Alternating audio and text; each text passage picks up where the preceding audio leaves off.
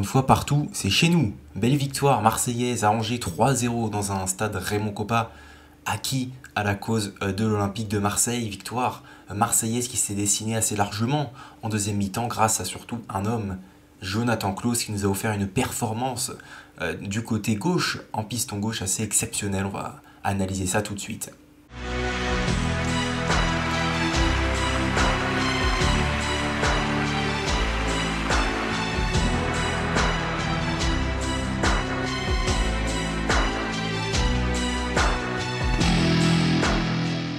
Une première mi-temps compliquée, des joueurs marseillais qui avaient du mal à se trouver, un pressing angevin assez conquérant. Et finalement l'OM n'encaisse pas de but dans ces 30 premières minutes, malgré quelques ressorties de balles qui laissent à désirer, des dégagements manqués, de mauvaises passes, des transmissions très limites, peu d'occasions, voire pas d'occasions. Et finalement l'OM qui va réussir à trouver la faille grâce à Jonathan Klaus, côté gauche servi magnifiquement par Luis Suarez, auteur d'un très joli contrôle orienté, qui sert du pied gauche, du pied droit plutôt, Jonathan Klaus qui lui va utiliser son pied gauche pour nous offrir sûrement un des plus beaux buts de cette journée, voire le plus beau déjà. Un enchaînement magnifique, il fait un passement de jambe, il revient pied gauche, puis une frappe surpuissante, premier poteau qui va toucher justement le poteau de Yaya Fofana pour permettre à l'OM de mener 1-0. Et c'est à ce moment-là que la physionomie du match va complètement changer. L'OM va prendre du galon, avoir quelques situations en fin de mi-temps notamment, puis en deuxième mi-temps, accélérer assez facilement quand même. Beaucoup d'espace, même si Angers a eu des occasions en fin de match, mais enfin bon, ça reste quand même une victoire assez logique. Le deuxième but, ça part évidemment de Jonathan Klaus, qui va centrer, trouver Luis Suarez, qui d'une frappe très puissante, sans se prendre la tête, vient battre le gardien angevin pour le 2-0. Le 3-0, il va venir de qui ? De Jonathan Klaus, évidemment. Quelle question ? Qui cette fois-ci pied droit. Voilà, il a changé, il a décidé d'utiliser son pied droit, le latéral marseillais, pour trouver Gerson. Ça va lui faire du bien aussi à ce but au Brésilien. Magnifique intérieur du pied pour trouver le petit filet. On a failli avoir encore d'autres buts, parce qu'il y a notamment Caboret qui a une occasion avec son pied gauche sur une passe de Gerson. Ah, c'est pas loin, il y a Bamba Dieng qui est rentré en fin de match, qui a une belle occasion aussi. Enfin, voilà, ça aurait pu faire beaucoup plus, ça aurait pu faire aussi un ou deux buts pour Angers, qui a eu pas mal de situations. Il y a une belle parade de Pau Lopez qu'il faut souligner, belle parade du gardien espagnol. Et puis derrière, on a vu des montées de Samuel Gigot notamment, qui ne s'arrêtait pas. On a vu un Matteo Guendouzi très performant. Enfin voilà, une belle performance de l'Olympique de Marseille, surtout en deuxième mi-temps, qui a complètement tué le match pour s'imposer 3-0 et prendre la tête de la Ligue 1. Bon, aucun suspense pour l'homme du match, vous savez très bien qui c'est, mais bon, il faut mettre le jingle, donc c'est parti.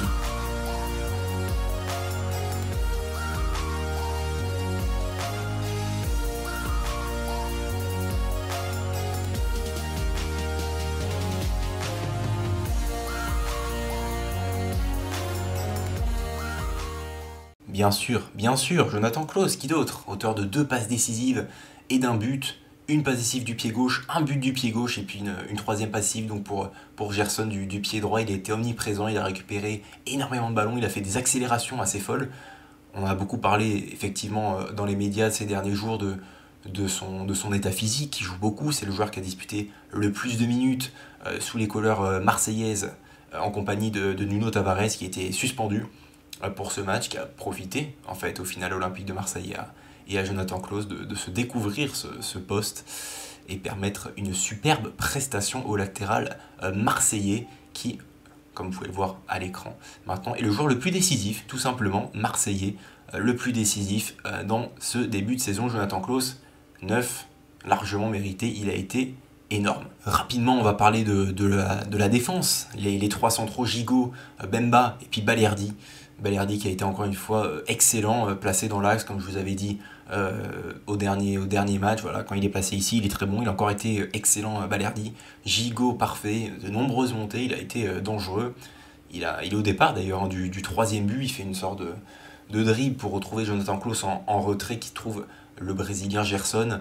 Mais il a été vraiment très bon, Gigot. Puis Mbemba, pareil, très bon.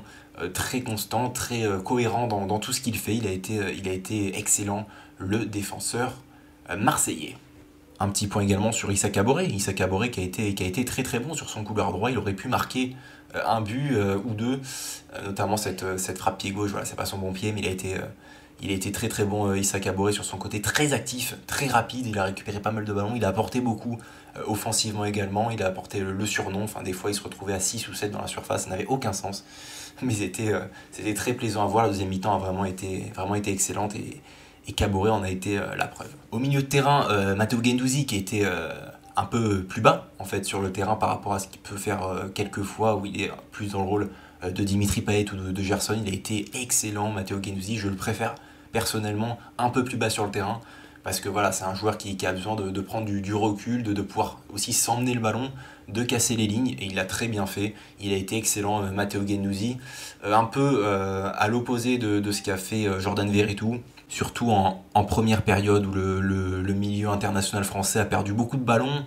Il n'a pas été très dangereux dans ses passes. Il a fait pas mal de passes en retrait. Voilà, je ne l'ai pas trouvé énorme ce soir, Jordan Veretout. Et puis le duo Payet-Gerson qui aura fait son match. Qui aura fait son match. Payet a été correct.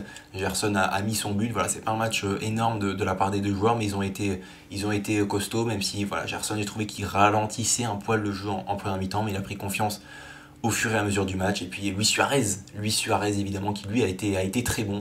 Il a eu deux petites occasions où il s'est un petit peu raté, mais au final la troisième a été la bonne, une magnifique frappe surpuissante qui vient défourailler le gardien et permettre à ce moment-là à l'OM de mener 2-0. Il a été bon, il est passeur décisif sur le premier but, superbe son enchaînement, ce contrôle orienté vraiment à montrer dans toutes les écoles de football plaisir, magnifique. Luis Suarez qui a été remplacé par Bamba Dieng. Un petit mot quand même sur Bamba Dieng, parce que ça fait plaisir, j'en ai parlé dans la dernière vidéo, voilà, ça fait plaisir de le revoir sur un terrain avec le maillot de l'OM.